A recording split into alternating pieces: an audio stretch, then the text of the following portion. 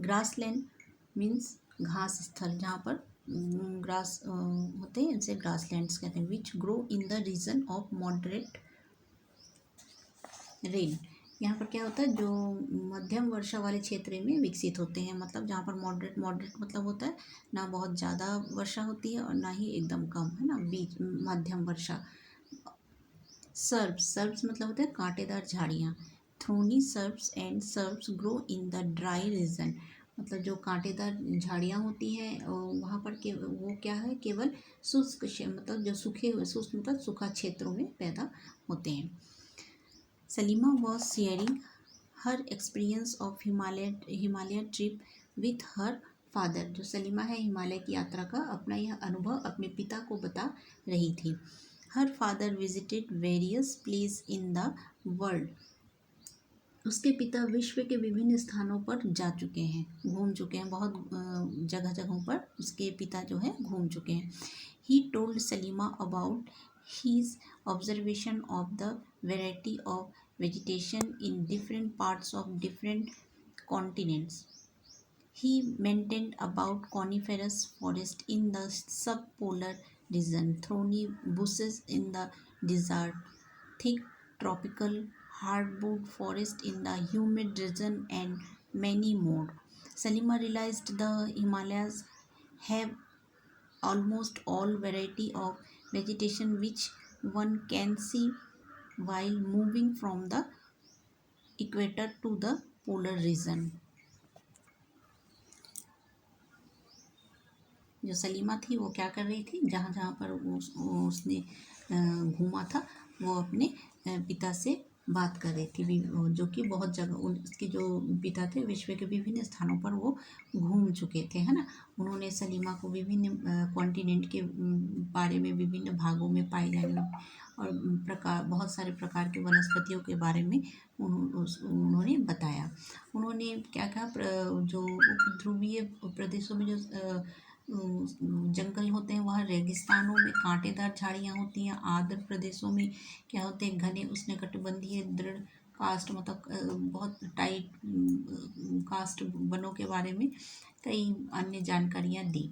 सलीमा समझ गई कि हिमालय के क्षेत्रों में लगभग सभी प्रकार की वनस्पतियाँ पाई जाती हैं,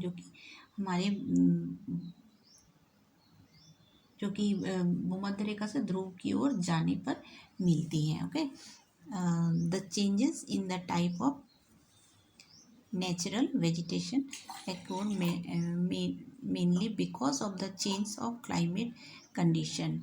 Let us get to know the different types of natural vegetation of the world with their characteristic features and wildlife inhabiting there.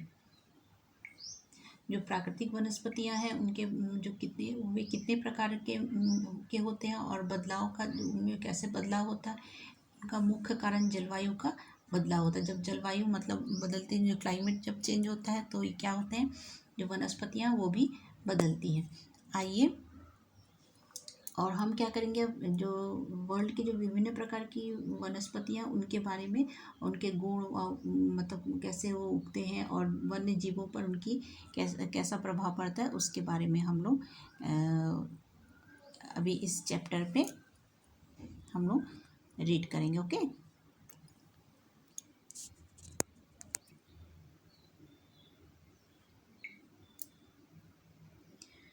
Forest जो कि वन, ट्रॉपिकल एवरग्रीन फॉरेस्ट, उष्णकटिबंधीय सदाबहार one. These forests are also called tropical rainforest.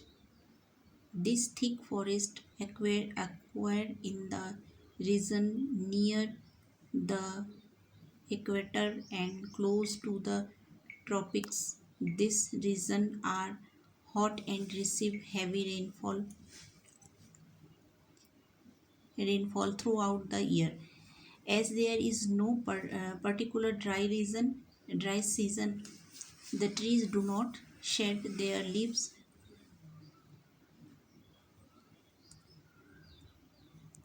altogether. This is the reason they are called evergreen. The thick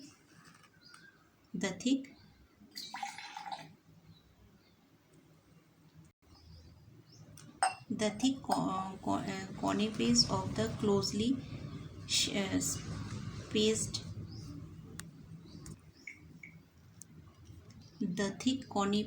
of the closely spaced trees do not allow the sunlight to penetrate inside the forest even in the daytime. Hardwood trees like rosewood, ebony, mahogany are common here.